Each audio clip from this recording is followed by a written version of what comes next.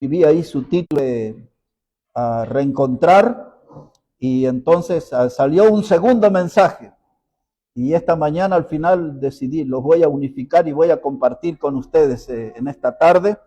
Y si puede buscar ahí en su Biblia, en el libro de Hechos de los Apóstoles, el capítulo 5. Hechos de los Apóstoles, el capítulo 5. Y vamos a poner ahí nuestra mirada, versículo 17.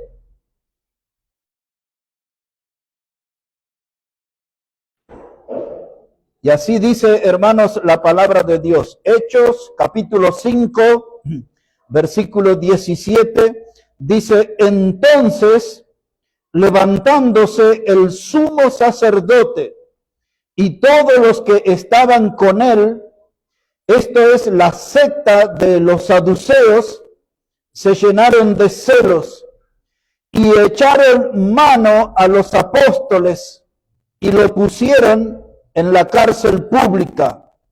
Mas un ángel del Señor, abriendo de noche las puertas de la cárcel y sacándolos, dijo: id, y puestos en pie en el templo, anunciad al pueblo todas las palabras de esta vida. Y en ese versículo va a estar el título de nuestro mensaje: anunciad todas las palabras de esta vida. Contamos nosotros, hermanos, en los primeros días de la iglesia, por lo menos 5 grandes persecuciones que trajo como resultado algunos predicadores muertos, como Esteban, como Jacobo, por ejemplo. Esta lectura que hemos hecho pertenece a el inicio de la segunda persecución. Unos meses antes, quizás 3 meses antes de esto, estas mismas personas que persiguieron a los apóstoles y echaron mano y les pusieron en la cárcel, son exactamente las mismas personas que persiguieron al Señor Jesucristo, que le juzgaron y que le condenaron a una muerte de cruz. Y ahora esta gente estaba empeñada en terminar con la vida de los apóstoles y también con el mensaje del evangelio. Ahora esta es la segunda vez que los ponen en la cárcel. Pero Dios obró y envió a su ángel que les traía un pedido especial, una misión, que ellos tenían que anunciar todas las palabras de esta vida. Es decir, que ellos tenían que hablar palabras que dan vida eterna. En otras palabras, el ángel estaba pidiendo que ellos hablaran el evangelio. Estas palabras de vida son las que el pueblo necesitaba escuchar, y les da un lugar específico. Vayan al templo y prediquen, anuncien, proclamen las palabras de esta vida. Y ahora estos hombres fueron liberados y no se tomaron unas vacaciones, no se quejaron de un estrés. Ellos, hermanos, salieron y cumplieron y predicaron las palabras de esta vida. Y entonces yo me preguntaba en las últimas horas, ¿yo para qué fui salvo? ¿Para qué me salvó el Señor? Y luego de pensar y meditar, me encuentro con esta misma petición para anunciar las palabras de esta vida. Ese es el propósito. Dios liberó a estos hombres de la cárcel para anunciar las palabras de esta vida. Dios nos liberó a nosotros de la esclavitud del pecado para anunciar las palabras de esta vida. Hermanos, ellos fueron y anunciaron estas palabras. ¿Qué palabras? ¿Se acuerdan cuando a los seguidores del Señor no les gustó el tono de su predicación? Y digo el tono porque la gente le dijo: duras palabras son estas, ¿quién podrá oír? Eso era Juan el capítulo 6. Y entonces de pronto a una cantidad de discípulos comienzan a desertar de la fe y empiezan a alejarse del Señor, y los apóstoles se preocupan, y por voz de Pedro dice: Señor, mira, aquí se van. Y el Señor Jesús le dijo a Pedro: ¿acaso también quieren ir ustedes con ellos? Y Pedro le dijo: ¿a quién iremos si tú tienes palabras de vida eterna? Tú tienes palabras de vida eterna. Así que el anunciar todas las palabras de esta vida es el mensaje del Evangelio, es el mensaje de la salvación. Son las palabras que guían al pecador a la vida eterna. Son las palabras que nacen de nuestro Señor Jesucristo. Él es el que tiene las palabras de vida eterna. Ahora vamos al contexto de esto. Y tenemos que ir a la primera persecución. Recordamos, esta era la segunda persecución. Y la primera persecución está en el capítulo 4, versículo 1. Observe ahí, por favor, Hechos, el capítulo 4, versículo 1. Y nos vamos con este pensamiento de que les echaron mano y los pusieron en la cárcel pública. Ahora mire cuáles son los antecedentes. La primera persecución ahora, capítulo 4, verso 1. Hablando ellos al pueblo, vinieron sobre ellos los sacerdotes con el jefe de la guardia del templo y los saduceos, resentidos de que enseñasen al pueblo y anunciasen en Jesús la resurrección de entre los muertos, y les echaron mano y los pusieron en la cárcel hasta el día siguiente, porque era ya tarde. Pero muchos de los que habían oído la palabra creyeron, y el número de los varones era como 5,000. Note cómo comienza este capítulo 4. Dice: hablando ellos al pueblo. Y el resultado, 5,000 fueron salvos. Y entonces ahí me hago otra pregunta yo: ¿por qué no tenemos salvos entre nosotros? Y claramente entendí, nosotros no tenemos conexión con el pueblo. No tenemos gente salva, no tenemos gente nueva en nuestras reuniones, no tenemos bautismos en nuestras reuniones, porque hemos perdido la conexión con el pueblo. En el capítulo 5 ellos le predicaban al pueblo desde el templo. En el capítulo 4 ellos estaban hablando con el pueblo, porque ellos predicaban y por eso tenían resultados diferentes a nosotros. Tenían frutos diferentes a nosotros. Y por eso ellos eran perseguidos y nosotros gozamos de una buena comodidad. Nadie nos molesta. Nadie nos ataca. Nadie dice nada sobre nosotros. Porque nosotros no estamos conectados con el pueblo. Porque cuando le hablemos al pueblo, las voces del enemigo se levantarán y los seguidores del enemigo se organizarán contra nosotros, del mismo modo que lo hicieron con ellos. Porque mire cómo dice este capítulo 4, verso 1. Y vinieron sobre ellos los sacerdotes con el jefe de la guardia del templo y los saduceos. Ahora, hermanos, el jefe de la guardia del templo, los levitas eran quienes cuidaban el templo. Y parte del ministerio de los levitas, ellos tenían como una especie de policía, guardianes. No eran solo los que administraban las cosas santas, sino que estaban los guardianes del templo, que eran la policía del templo. Y dice que el jefe de esa guardia, entre comillas, ponga la palabra policía, vino encabezando la marcha para poner preso a los apóstoles que le estaban predicando al pueblo. Y dice que allí, hermanos, los que estaban dentro de ese grupo eran los saduceos. ¿Por qué estaban ellos ahí enojados? Porque había dos doctrinas que le ofendían a ellos.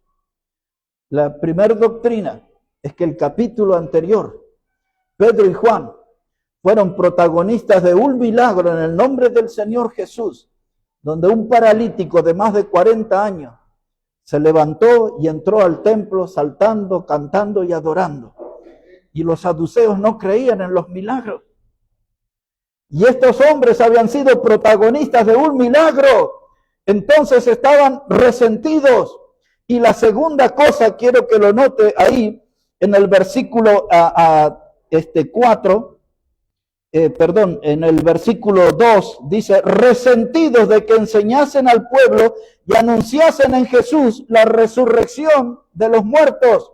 Ese es el segundo tema que molestó a los saduceos, porque ellos no creen en la resurrección de los muertos. Así que estaban ahí resentidos. En el capítulo 5 dice que cuando los pusieron en la cárcel es porque estaban celosos. Mire los términos que usa la Biblia: resentidos un día, celosos otro día. Porque estos predicadores atraían al pueblo con su mensaje. No estaban ofreciendo un espectáculo, no era un show, no había ninguna cosa extra. Ellos estaban en el nombre del Señor predicando la palabra y enseñando las doctrinas bíblicas al pueblo. Y entonces aparecieron los resentidos. Esa palabra resentido en este pasaje quiere decir que estaba gente profundamente turbada. Estaban confundidos, No podían creer lo que estaban viendo, no podían creer las cosas que estaban predicando. Esta gente, hermano, los sacerdotes, el jefe del templo, de la guardia del templo, los saduceos, todos ellos, hermanos, estaban en un estado de confusión. Ahora el mundo no está confundido con nosotros, porque no estamos predicando. En otras palabras, no estamos en el radar del mundo. Y si ustedes prefieren, para usar una expresión de los barrios, no nos registran. No nos registran. Somos de la Iglesia Bautista Maranata. Hay una iglesia ahí. Pero cuando los predicadores estos llegaron a Atenas, por ejemplo, en Hechos 17, la multitud se movilizó y dijeron, estos que trastornan al mundo han venido acá. Mire, la doctrina, la predicación, el estilo de servicio era conocido por todos lados. Los identificaban, hermano, por su predicación, por su modo de servir a Dios. Nosotros no estamos registrados. No estamos en el radar de la gente. Estamos desconectados con el pueblo. Y este mensaje hoy es un llamado a volver a conectarnos con el pueblo. Alguno escuchará esto y dirá, ¡ay, qué vergüenza! Pero es nuestra realidad. Y tenemos que asumir nuestra realidad. Y esta no es la forma de servir al Señor. Vamos a tener que conectarnos con el pueblo porque tenemos un mensaje para dar. Y el único que es beneficiado con nuestro mensaje es el pecador que está perdido, porque ese es el mensaje del Evangelio que le puede salvar y salvar eternamente. Y si nos damos ese mensaje, estamos desconectados con el pueblo. Estaban resentidos los saduceos, hermanos. Les molestaba esta predicación, pero había algo más que les molestaba a ellos. Que sus privilegios estaban en riesgo. Que su liderazgo religioso ahora estaba en riesgo. Y también, mis hermanos, las mentiras de ellos estaban en riesgo. Y ahora escuche esto. Esto lo vamos a recordar. Después, si usted quiere, puede leer ahí el Mateo 28 del versículo 11 al 15, donde el Señor había resucitado y vinieron estas mismas personas, los ancianos, los líderes religiosos, y le dijeron a los que cuidaban la tumba de Jesús, díganle a la gente que sus discípulos vinieron de noche y se robaron el cuerpo, que Él no resucitó. Pero ellos ahora estaban predicando que Cristo había resucitado. Y esta prédica, hermano, ponía en evidencia la mentira de los líderes religiosos y líderes políticos de ese tiempo. Ellos habían dicho en Mateo 28, del 11 al 15, dice, nosotros le vamos a dar un dinerito a ustedes, pero salgan a decir esto. Y dice la Biblia que esos guardias fueron sobornados con la promesa de que ellos se iban a mantener a salvo, porque la ley era que cuando alguien se dormía en la guardia tenían que matarlo. Y esos líderes le dijeron, no les va a pasar nada, encima van a dar un dinerito, van a recibir un dinerito. Todo lo que tienen que decir es que vinieron los discípulos y se llevaron el cuerpo de Jesús. Él no resucitó. Pero ahora estos estaban predicando la resurrección. Ahora estos estaban predicando sobre un milagro que había sido hecho. Y esto desató, hermanos, la furia del enemigo. Y entonces buscaron una solución. Dice, vamos a meterlos en la cárcel. Y se desata, como vemos aquí, la primera persecución. Pero estos hombres eran portavoces del evangelio. Era como si usaran un megáfono de nuestros días, y a viva voz andaban predicando la salvación eterna en Cristo. Estos se comportaron verdaderamente, hermanos, como heraldos del resucitado. Y digo heraldos del resucitado, porque el heraldo era el mensajero del rey, era el que tenía el mensaje para el pueblo, y estos eran los mensajeros de Cristo, los mensajeros del Cristo que resucitó al tercer día, hermanos. Y ahora había ahí una palabra viva, y 5,000 fueron salvos. Algunos, solo lo digo ahí al pasar, algunos cuentan los 3,000 del capítulo 2, que fueron salvos y bautizados, y le agregan 2,000, y dice, da un total de 5,000. Pero yo solamente me atengo a lo que dice aquí la Escritura, los que creyeron fueron 5,000. Y si los 3,000 del capítulo 2 eran otros, ya había una iglesia como de 8,000. Cada uno hace sus cuentas ahí. Pero lo cierto es que la Biblia dice que los que oyeron fueron 5,000, los que se convirtieron. Y entonces el enemigo hizo una reunión de emergencia. Mire la reunión de emergencia, capítulo 4, versículos 5 y 6.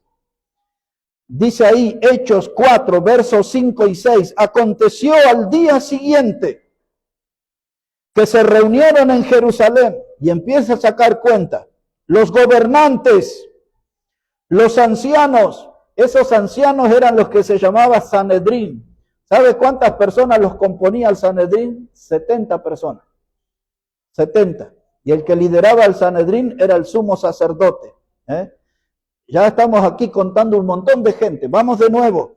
Dice, se reunieron los gobernantes, los ancianos, o Sanedrín, los escribas, el sumo sacerdote Anás y Caifás, que era el yerno de Anás, y Juan y Alejandro, y todos los que eran de la familia de los sumos sacerdotes, un montón de gente. ¿Para qué? Para hablar qué vamos a hacer con estos predicadores, porque hay que intimidarlos, porque hay que callarlos como sea, hay que llamarlos al silencio, porque todo lo que dice, como dije hace un rato, va en contra de nuestros privilegios, va en contra de nuestro liderazgo y pone en evidencia que hemos mentido en cuanto a Cristo. Así que hay que llamarlos a silencio con urgencia. Y ahí estamos, por lo menos 8 grupos de personas. Pero ahora quiero que observe la respuesta de los hombres de Dios.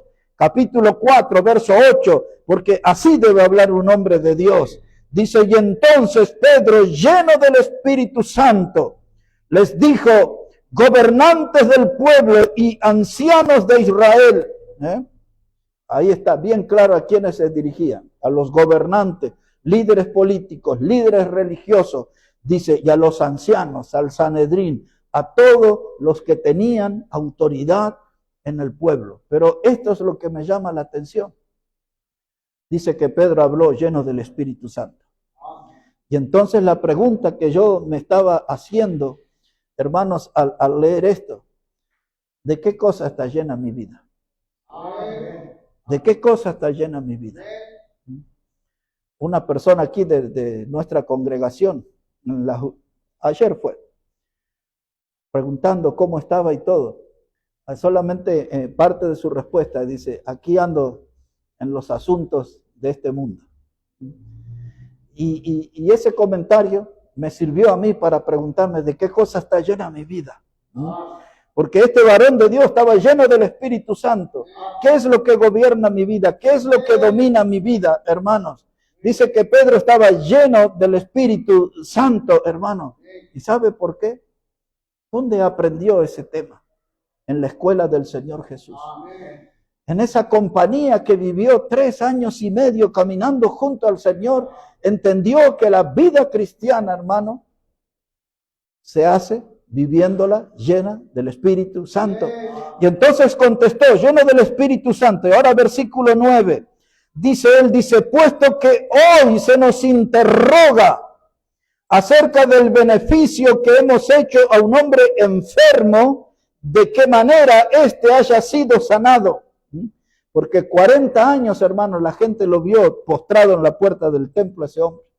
Y dice, y se nos está juzgando ahora por causa de este hombre enfermo que fue sanado. Verso 10, sean notorios a todos vosotros y a todo el pueblo de Israel, que en el nombre de Jesucristo de Nazaret, a quien vosotros crucificasteis. ¿Está entendiendo el tono del mensaje de Pedro? Le dice, este milagro no lo hicimos nosotros, fue hecho en el nombre de Jesús. Y les voy a decir algo más, fue el que ustedes crucificaron. Y le pone las cosas claras y dice, a quien Dios resucitó de los muertos.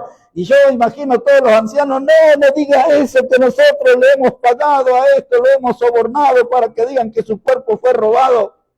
Pero Pedro puso el dedo en la llaga, dice, Dios le resucitó de los muertos. Y por él, no por un muerto, sino por el Cristo resucitado y su poder, este hombre está en vuestra presencia sano, dice. ¡Wow! Hermanos, yo me meto en el mensaje y lo vivo y yo quiero entender todo lo que estaba pasando ahí. Y ahora dice Pedro en el verso 11, y este Jesús es la piedra reprobada por vosotros los edificadores. Ustedes que quieren construir un mundo sin Dios, ustedes que quieren tener una sociedad sin Cristo, ustedes que no le dan lugar en la familia a Cristo, dice Pedro, dice, Él es la piedra reprobada por vosotros. Y después en su primera carta, Él va a decir las mismas cosas en el capítulo 2 de la primera carta, que Jesús era la cabeza del ángulo, la piedra que reprobaron los edificadores. Y dice Pedro en su primera carta, pero para nosotros, ustedes la reprobaron, pero para nosotros la piedra escogida y preciosa, dice. Siempre el mismo discurso de Pedro. Y le dice ahí, dice, este Jesús es la piedra reprobada por vosotros, por los edificadores, la cual ha venido a ser la cabeza del ángulo. Y en ningún otro hay salvación.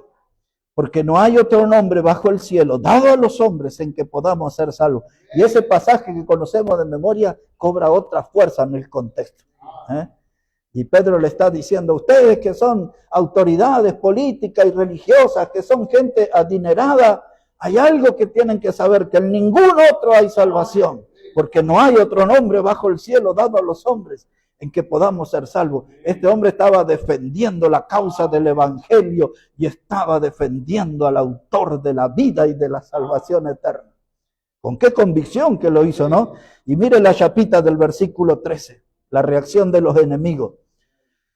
Dice que entonces, póngale los enemigos si quiere, dice, viendo el denuedo de Pedro y de Juan, y sabiendo que eran hombres sin letras y del vulgo, se maravillaban y les reconocían que habían estado con Jesús. Y esa es la diferencia entre ellos y nosotros. Que ellos estuvieron con Jesús y nosotros no estamos con Jesús.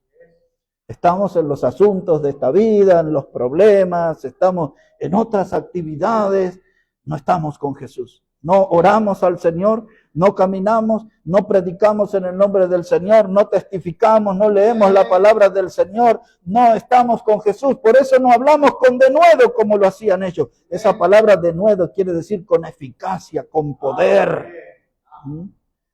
Hermanos, la clave es estar con Jesús. Porque eso es lo que nos va a dar a nosotros una vida llena del Espíritu Santo. Y entonces, mire, hermano, para ver la conferencia que hicieron esto. Porque también los enemigos de la fe hacen sus conferencias. Nosotros hacemos conferencia de la familia, conferencia misionera, conferencia de ganar alma, pero el enemigo también hace sus conferencias. ¿Quiere enterarse el contenido de esas conferencias? Hermano, póngale el ventilador a los hermanos ahí. Mire cómo hacen las conferencias los enemigos. Aquí, capítulo 4, versículo 15. Miren lo que dicen en la conferencia. Dice, y entonces les ordenaron que saliesen del concilio y conferenciaban entre sí. Conferenciaban. Ahí estaba la conferencia de los enemigos de la fe.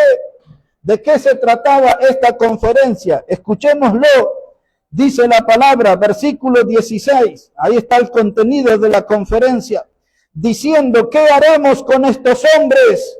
Porque de cierto señal notoria, manifiesta, ha sido hecha por ellos, notoria a todos los que moran en Jerusalén, y no lo podemos negar.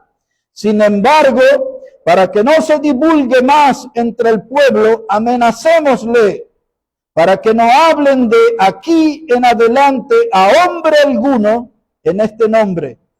Y llamándolos, les intimaron que en ninguna manera hablasen ni enseñasen en el nombre de Jesús. Mas Pedro y Juan respondieron diciéndole, juzgad si es justo delante de Dios obedecer a vosotros antes que a Dios, porque no podemos dejar de decir lo que hemos visto y oído. Ahí está. Hermanos, es un lleve y traiga entre los predicadores del Señor y los enemigos de la fe. Entonces ustedes nos amenazan, nos insultan, nos ponen limitaciones para que no hablemos más en el nombre de Jesús. Pero nosotros estamos ya parados en este asunto, estamos bien definidos, porque es necesario obedecer a Dios antes que a los hombres. A nosotros nadie nos prohibió hablar de Cristo. Somos nosotros mismos los que nos prohibimos. Nadie nos ha prohibido por ahí. No hay ninguna ley que nos prohíba predicar el evangelio, pero nosotros no predicamos. Por lo tanto, no estamos obedeciendo a Dios. Y yo voy mirando todo este pasaje, el capítulo 4, el capítulo 5, y voy mirando mi vida, hermanos, y veo la enorme diferencia entre estos que hicieron la buena obra para Dios y lo que nosotros estamos haciendo.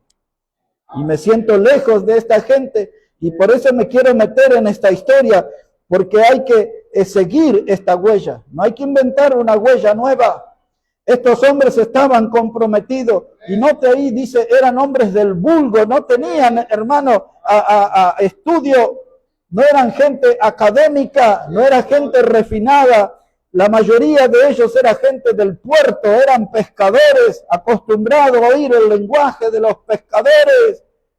Pero ellos, hermanos, el tiempo que estuvieron con Jesús, aprovecharon. Y eso hizo la diferencia. Y los enemigos lo notaron. Dice, reconocían que habían estado con Jesús. ¿Y nosotros? ¿Estamos con Jesús? Necesitamos nosotros, hermanos, como ellos, estaban en una zona de riesgo. Su vida estaban en peligro. Les pusieron en la cárcel, los amenazaron. Pero aquí volvemos a la segunda persecución. Y ya entramos en la parte final de nuestro mensaje. Aquí está la primera persecución, capítulo 4, la segunda persecución en el capítulo 5. Y volvemos a leer versículo 17 en adelante. Dice, y entonces levantándose el sumo sacerdote y todos los que estaban con él, esto es la secta de los saduceos, se llenaron de celos. En el capítulo anterior estaban resentidos, ahora estaban llenos de celos. Y echaron mano de los apóstoles, los pusieron en la cárcel pública. Mas un ángel del Señor, abriendo de noche las puertas de la cárcel y sacándolos, dijo, id, y puestos en pie en el templo, anunciad al pueblo todas las palabras de esta vida. Habiendo oído esto, entraron de mañana en el templo y enseñaban. El Señor dijo que debemos ir por todo el mundo a predicar el evangelio. No lo hacemos. Pero a ellos les dijo, vayan al templo, aquí están. Salieron de la cárcel. Y entonces ahí estaban ellos en el templo predicando. Y entonces ahí los enemigos dijeron, ¿y dónde están estos hombres? Tráiganlos, vamos a hablar con ellos. Y ahí fueron, hermanos, a la celda y dice, está todo cerrado, los guardias están ahí, pero estos hombres no están.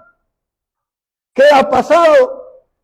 Está todo cerrado con llave, la celda, los guardias están en su lugar, pero los hombres no están. Y entonces se desató la preocupación en los líderes religiosos y políticos. Pero mire qué pasa en el verso 25. Dice, pero viniendo uno, les dio esta noticia. He aquí los varones que pusisteis en la cárcel están en el templo y enseñan al pueblo. Este versículo fue el que preparé en Bolivia y que iba a ser el primer mensaje que les iba a dar. Estos que enseñan, estos varones que pusisteis en la cárcel, enseñan al pueblo. Pero un día de esto les voy a predicar un mensaje con ese título. Pero ahí estaban, no están en la cárcel, ni andaban de parranda, estaban predicando como les dijo el ángel, en el lugar que les dijo el mensajero de Dios. Ahí estaban enseñando al pueblo, hablándoles de doctrina, y los enemigos enloquecieron. Miren la reacción de ellos en el verso 26. Dice, entonces fue el jefe de la guardia con los alguaciles y los trajo sin violencia, porque temían ser apedreados por el pueblo. Otra vez, hermano, a la cárcel, otra vez delante. Dice, y cuando los trajeron, los presentaron en el concilio. Y el sumo sacerdote les preguntó diciendo, ¿nos mandamos estrictamente que no enseñaseis en ese nombre? Y ahora habéis llenado a Jerusalén de vuestra doctrina y queréis echar sobre nosotros la sangre de ese hombre.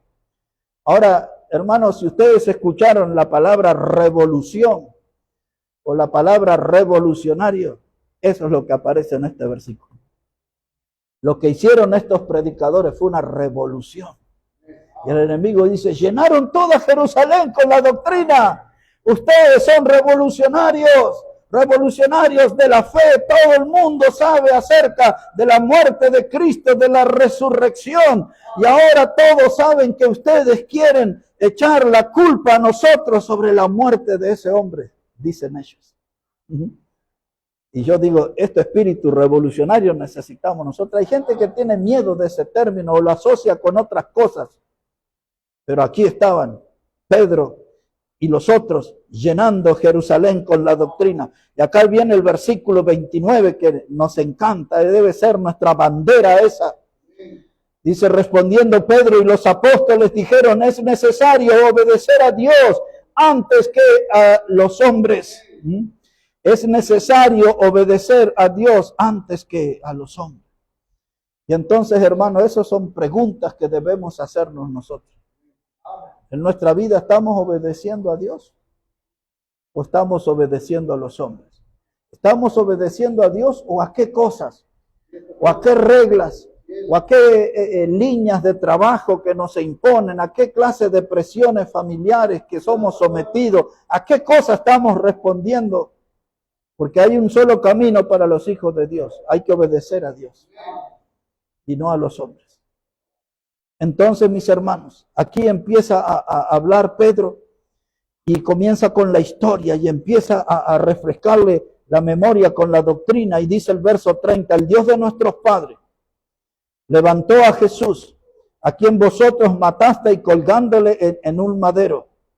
Y a este Dios ha exaltado con su diestra por príncipe y salvador para dar a Israel arrepentimiento y perdón de pecado. Mire, hermano, no hay manera más sintética y más maravillosa de presentar el evangelio que Pedro es la envidia de los predicadores, de los evangelistas. Porque mire, hermano, en un solo versículo les presentó el evangelio, les dice, este Dios lo ha exaltado con su diestra, es decir, que lo resucitó de los muertos. Lo puso por príncipe y lo puso por salvador para dar arrepentimiento y perdón de pecados. Faltó que pusiera salvación eterna y ya estaba todo completo. Esa capacidad, hermano, de un hombre lleno del Espíritu Santo para presentar el evangelio así, en 2, 3 renglones, nada más. Y nosotros damos vuelta y vuelta y vuelta para anunciar el evangelio y este hombre con una facilidad impresionante. Pero mire cómo termina, verso 32. Y nosotros somos testigos suyos y de estas cosas. Y también el Espíritu Santo, el cual ha dado a Dios a los que le obedecen. Y esos, los enemigos, ¿no? Dice, oyendo esto, se enfurecían y querían matarlos. Así que, hermanos, el mensaje del evangelio, una vida que obedece a Dios, despierta deseos de asesino, instinto asesino en los adversarios. Cuando le escucharon predicar el evangelio, cómo Dios lo levantó entre los muertos y lo puso por príncipe y salvador para traer arrepentimiento y perdón de pecado, hoy dice, ya queremos matarlo, que termina en el discurso. Estaban deseosos. A nosotros no nos pasan esas cosas. La gente nos invita a asado, nos invita a partidos de fútbol, nadie nos maltrata. La diferencia es el mensaje, hermano. Prediquemos como esta gente y van a florecer los enemigos a nuestro alrededor. Van a florecer. Pero miren, mis hermanos, terminando con nuestro mensaje, este mensaje de anunciar al pueblo todas las palabras de esta vida, ese es el pedido del ángel. Es el mismo pedido, en otras palabras, que hizo Jesús: ir por todo el mundo y predicar el evangelio, ir y anunciar todas las palabras de esta vida, todas las palabras que llevan a la vida eterna del hombre. Anunciemos eso, hablemos de eso, comuniquemos eso, proclamemos eso. Y mire estos hombres que no escarmentan. Capítulo 5, verso 40. Dice: y convinieron con él, y llamando a los apóstoles, después de azotarlo, ellos habrán dicho, no los podemos matar porque está todo el pueblo acá y el pueblo los alaba, dice, y el pueblo los ama, pero vamos a darle una buena paliza antes que se vaya. Entonces dice, convinieron con él y llamando a los apóstoles, después de azotarlos, les intimaron que no hablasen en el nombre de Jesús y los pusieron en libertad. Y ellos salieron de la presencia del concilio gozosos de haber sido tenidos por dignos de padecer afrenta por causa del nombre. Y todos los días en el templo y por las casas no cesaban de enseñar y predicar a Jesucristo. Ese verso 41, hermano, cuando dice, y ellos salieron de la presencia del concilio, era exactamente lo mismo decir, salieron de la conferencia que el diablo organizó con sus secuaces. De la conferencia. ¿Sabe que eso aquí, hermano? Y yo pienso que en otros países también, pero aquí en la Argentina, esa conferencia que organizó el diablo, eso acá se llama asociación ilícita. Ese es un término que usan los abogados para hablar de una asociación ilícita. Es la reunión o es el acuerdo de 3 o más personas para cometer un delito. Y ahí, mire, había ya 70 de un solo grupo, de los ancianos del Sanedrín, y los sacerdotes, y el sumo sacerdote, y los familiares de ellos, y aquel que se llamaba Juan, y todos esos que estaban en la lista. Eso era una asociación ilícita. Gente que estaba confabulada para hacer el mal. ¿Cuál era el mal? Verlos muertos a los predicadores. Querían matarlos. No pudieron, solamente los azotaron. Pero después no se iban a rendir, iban a volver a intentarlo. Pero dice aquí en este verso 42, todos los días en el templo y por las casas no cesaban de enseñar y de predicar a Jesucristo. Y entonces las preguntas que yo me hago, ¿estos eran discípulos de Cristo? ¿Era esto lo que hacían los discípulos de Cristo? ¿Yo soy discípulo de Cristo? ¿Es esto lo que yo estoy haciendo? ¿Estoy predicando? ¿Todos los días hablo de Cristo? ¿Todos los días estoy en comunión con Cristo? Dice que estos andaban por el templo, por las casas. Era otro tipo de sociedad, pero la gente tiene la misma necesidad que en ese tiempo. Y el mensaje que necesitan es el mismo de ese tiempo. Es el mensaje del evangelio. Dice el ángel, id al templo y anunciad todas las palabras de esta vida. Anunciad todas las palabras de esta vida. ¿Para qué? Para que se salven los pecadores. ¿Para qué más sirven todas las palabras de esta vida? Para que se reanimen los santos. Para que los hijos de Dios también se reanimen. En esta hora no tenemos a nadie que desconozca a Cristo. Todos somos salvos aquí.